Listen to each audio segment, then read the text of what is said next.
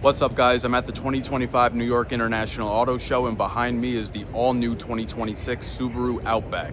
So let's just get right to it. What we have here underneath the hood is a 2.5-liter naturally aspirated 4-cylinder engine. Puts out 180 horsepower, 178 pound-feet of torque, and this is paired with a CVT. No official figures yet for fuel economy or any kind of 0 to 60. We'll have to stay tuned for that. All right, let's check out the all-new front end. Let's start with the lighting. You can see up top, we have our daytime running light that doubles as the turn signal. We have these 3 small little, almost jewel eye looking elements. That's part of the turn signal as well. The main part of the headlight is down here. Your low beam and high beam are housed in here. Unfortunately, I can't turn them on right now. And then down below, we have a fog light. Even though this isn't the designated rugged trim level, it still has a relatively rugged design. You can see the black cladding all here in the grille. Really intricate pattern going on here. The lower bumper is all flat black cladding. And then on this little lip at the bottom of the hood, we have a nice glossy, almost gunmetal gray. It's not black, but it's like a dark gray.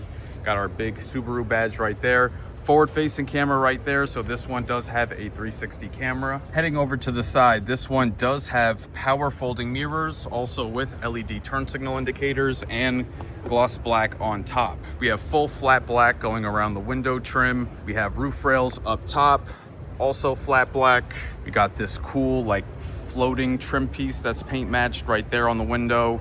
And then more black cladding here in the back. We've got a big amount of cladding here going around the wheel arches and also going along the bottom of the doors. Subaru vehicles have a nature theme to them, as you can tell by all of this. So the cladding is important to keep the lower part of the car protected for off-road surfaces, stuff like that. And the side silhouette overall, it's a much boxier design than the outgoing Outback. Now checking out the rear, we have an LED light bar going across, almost all the way across. We have the Subaru logo that kind of intersects it here in the middle. We have Outback spelled out in black letters, blacked out badging on the all-wheel drive and on Outback. Now, unfortunately, even though we have the LED taillights, incandescent turn signals in 2026, come on now, we really should not be doing this anymore. Dropping down below on the bumper, we got 4 parking sensors on the bottom. We have Subaru stamped in nice and big into the bumper, flat black cladding, and we have 2 integrated reflectors. Those are some pretty big looking reflectors.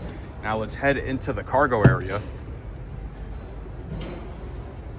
Looks like this one has an optional all-weather floor mat. Off to the side here, we have the levers to pull down the second row seats. We don't have any official numbers yet on cargo capacity.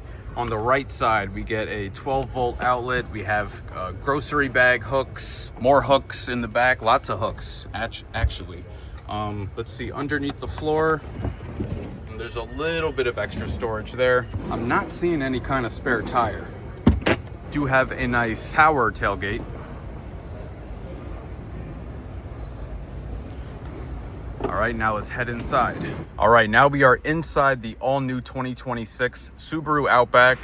And I have to say, looking around at first glance, material quality and everything looks really premium. So let's talk more about it. So over here on this lower section of the dash, we have leatherette with nice stitching, very soft, very padded. Up here is a kind of soft injection molded plastic. Feels pretty soft. It's got an interesting texture to it. Continues over here onto the door panel, the same upper, this really soft stitched leatherette here. It could be real leather, I'm not 100% sure. We don't have all the full information on this yet. A chrome door handle. Now, obviously, that's not metal, that is plastic, but they did choose shiny chrome for that. A little bit of glossy trim going around it. 2 memory settings for the driver. Nice black leather, pretty soft on the armrest here. Looks like we have automatic up down all 4 windows. Branding here down below, so there will be a Harman Kardon audio system. Again, we don't have the specs on that, how many speakers or anything. And then interesting, in the door pocket here, they chose to put carpeting on the inside. Not sure why. I feel like if anything, it would just make it a little bit harder to clean. Maybe they felt it was more premium to do that, but okay. These leather seats are extremely comfortable, extremely supple and soft. We have this kind of diamond pattern. I don't know if it's showing up that well on camera. The lighting isn't great because we're indoors. This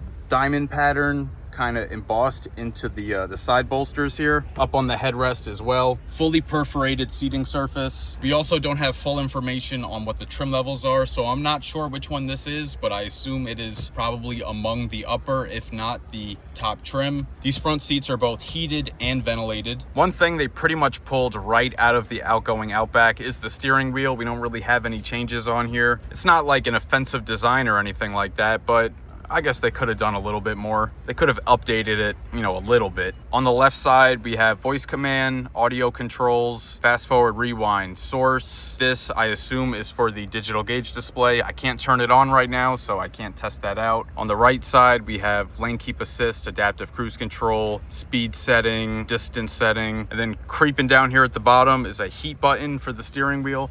But it's leather wrapped, it's nice and soft. We got some nice contrast stitching going along the inside. This has an all new infotainment system, including both the digital gauge cluster and the infotainment touchscreen. Unfortunately, I can't turn it on or show anything that's on it. Dropping down below, nice looking air vents here. The AC controls are all physical buttons. Love to see that. I hate when they put AC controls in the screen. So there's a tiny little screen down here for all your AC controls, but independent from the infotainment. Down here, 3-stage heated and ventilated seats. Now let's look into the connectivity. We have a USB-C port, a USB-A port, and a wireless charger. Down here on the center console, even though this is like a brand new prototype vehicle, it's already looking a little bit scratched up here. This is kind of like a faux brushed metallic material, but as you can see, it's quite scratched up already, and it's only the first day of the auto show. This shift lever here for the transmission is looking a little dated, not gonna lie. It's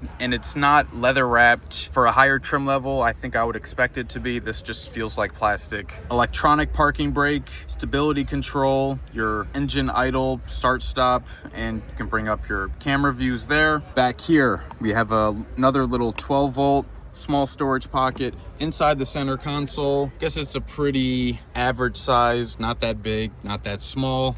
Very soft on the armrests. Nice padding there. That'll be good for your elbow. And then inside the glove box, that's a pretty good size glove box, I'll give it that. And then a small little storage pocket tucked right on top. Up above, we do have a standard size moonroof. Now let's head into the back seat. All right, so I am 6 feet tall. I have the driver's seat adjusted for myself. And as you can see, quite roomy. This is about 6 or 7 inches of legroom to spare. I really like how each seat back gets not just one, but 2 pockets. So 1, 2, 1, 2. Love that. And then down here in the center, 2 air vents, another USB-C, another USB-A, and the 2 outer seats are both heated. So 2-stage heated seats for the outer seats here in the rear. Here you can get a better look at that brushed metallic trim. It looks really nice on here, but the one up front, like I said before, really scratched up already. As far as the door panel materials are, carryover from the front, nice soft touch plastic up top. This stitched leather or leatherette here, really nice, really soft, and the same super soft armrest. Same with the carpeting inside the storage pocket there. And folding down the center armrest, it's a little thin, but that's okay. 2 cup holders, and because it's thin, the cup holders are a little shallow, I have to say.